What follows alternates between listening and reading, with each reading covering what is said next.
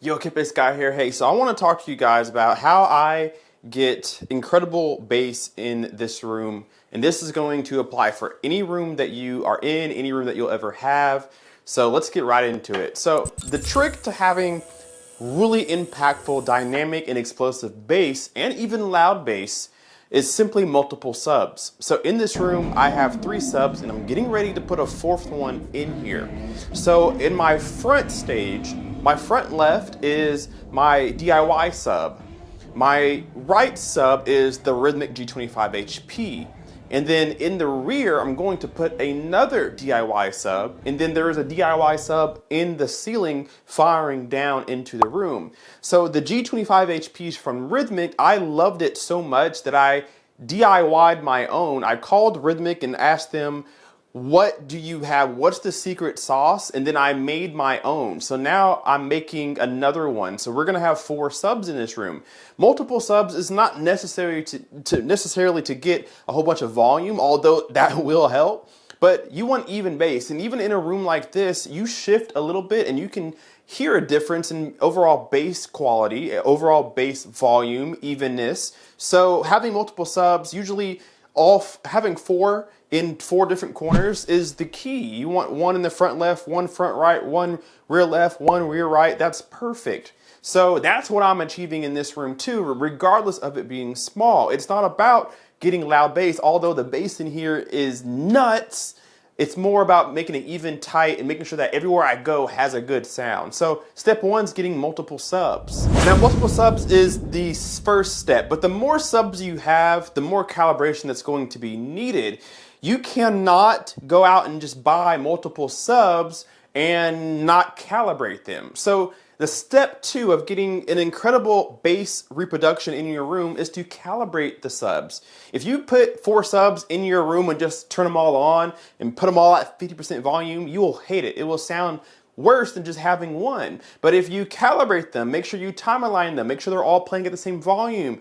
Try to make sure they are all the same subs. If you can calibrate them with not only software, but with a room treatment, which we'll get to, you're gonna have a really solid performance in your bass. I am going to play a demo at the end of this video for you guys. The same snippet you guys heard in the beginning, I'm gonna play again so you guys can get an idea of the craziness that can happen whenever you calibrate your subs. So after you buy multiple subs, get them placed right, you need to calibrate them. Now, this has changed my entire idea of how bass should sound, and this is arguably one of the easiest ways to get better bass, and that's seat placement. I can't tell you how many times I see theaters where your seats are all the way against the wall. Yes, I know sometimes it is what it is. You just don't have the space to move them up a little bit.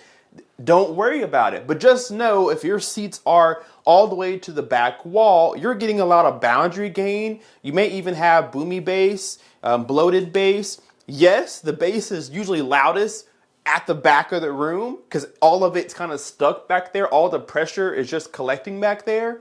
But you can alleviate that by pulling your seats off the wall. Have you ever heard somebody say to pull your speakers off the wall a few feet so that it didn't get reinforced by the wall behind it? It's the same idea with your seats. Pull it off the wall, bring yourself a little bit more into the room so that you can experience a little bit more balanced bass. I have a video called the 1/3 rule where it talks about having your seats 1/3 away off the wall. It's a very educational video. I highly recommend that you watch it. I'll try to remember to link it down below for you guys, but pull your seats off the wall just a few feet. I'm probably 1.5 to 2 feet off the wall from where my head is at.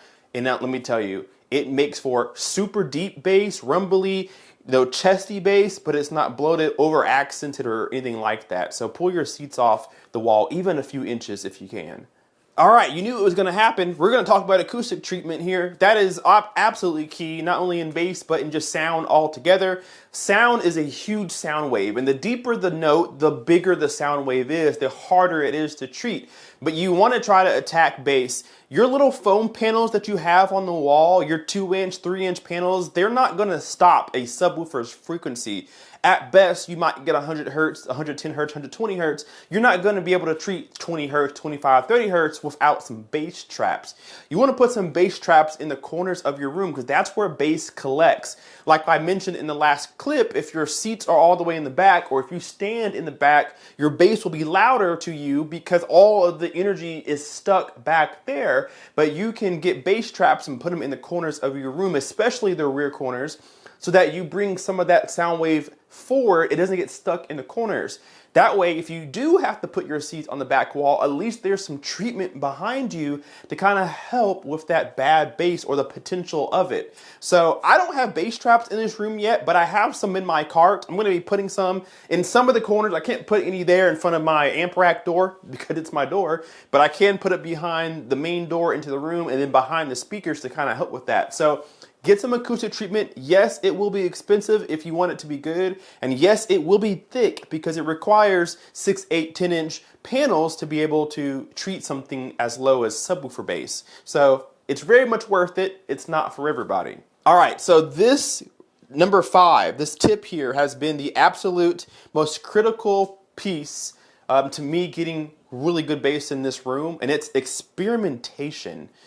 And I mean, putting subs in places where you don't think it'll work, try it, and it may just be the best decision you've made. I have moved my subs around in this room, I don't know, 4 or 5 times. I had a sub here and a sub here. I even switched them just to see if there'd be a difference, and there was. I've had subs in the back. I've had subs everywhere. I've even moved the one in the ceiling around to see where I wanted that to be. So experimentation is your friend. Move them around, even angle them. Even the slightest change in your subwoofer can make a difference. You may pull it off the wall. I've actually learned when I put my screen up, I didn't always have this screen, but I just put it in a couple of days ago, and I moved my subs off the wall a little bit, and the bass just got so much smoother. I was worried about losing overall volume, but it actually made the bass sound so much tighter. I kept the same volume level that I was getting. It just made a vast improvement getting my subs off the wall just a little bit, and it played a little bit nicer with the one in the ceiling. So experiment. Move your seats, move your sub, move your whole room around, play with your DSP, calibrate, and recalibrate again. Go back in there and tweak things. Play around. This is your system. You have endless time to sit down and just play with stuff. Don't set and forget. Go in there and make changes. If something sounds weird to you, figure out what it is and make that adjustment. But experiment. Have fun. I'm in here all the time just tweaking one little thing, trying one little thing, listening to this movie, trying this song over and over again. It seems like I'm stuck in here all the time. And it's fun because I get something out of my system every single time that I do that. So do not be afraid to experiment. The last thing I want to say about getting good bass, guys, is simply to get good subs. Buy quality subs. You can't build your own, put pieces of wood together and throw a sub in there, expect good bass. You can't spend $100 on a sub and expect great bass. Spend some money on something well known, something with a lot of history behind it, something quality made, and you'll most likely get quality back. Now, not everything needs to be expensive for you to get good sound out of it, but make sure when you're buying something that it has good reviews. Make sure there's a lot of reviews on YouTube about it. Read the forums, see what people are buying and why. You put junk into your room, it'll sound like junk. It's just that simple at the end of the day. So for me, this rhythmic sub that I have is currently $3,000. I bought it for $2,700 before COVID. COVID made it more expensive and it hasn't gone back down. It's a $3,000 sub, and because it's so much money, I haven't bought another one. I made my own for a lot less. These DIY subs that I built are Dayton Ultimaxes. They are one of the most highly regarded subwoofer drivers that you can buy, and then I put them into a quality birch cabinet, right, that I mimicked off of the Rhythmic G25 HP. So I built my own quality sub because they're too expensive to buy. If you have to go that route, then do it. But make sure that you put money into your system so that you can get that reward back out of it.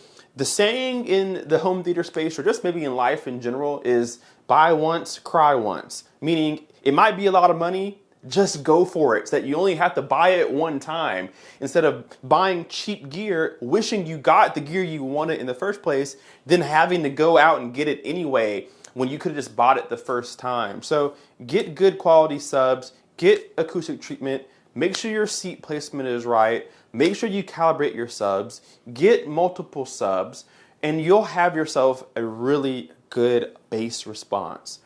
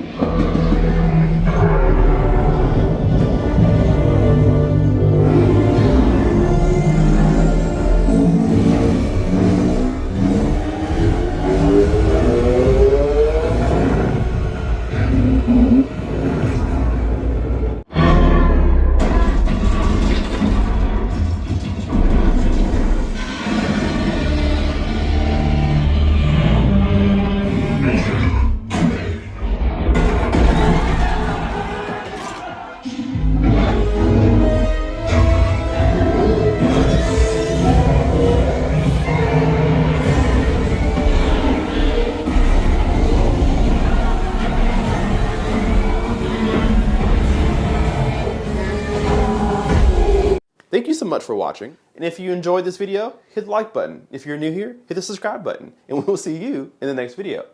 K-Pace Guy out. Peace.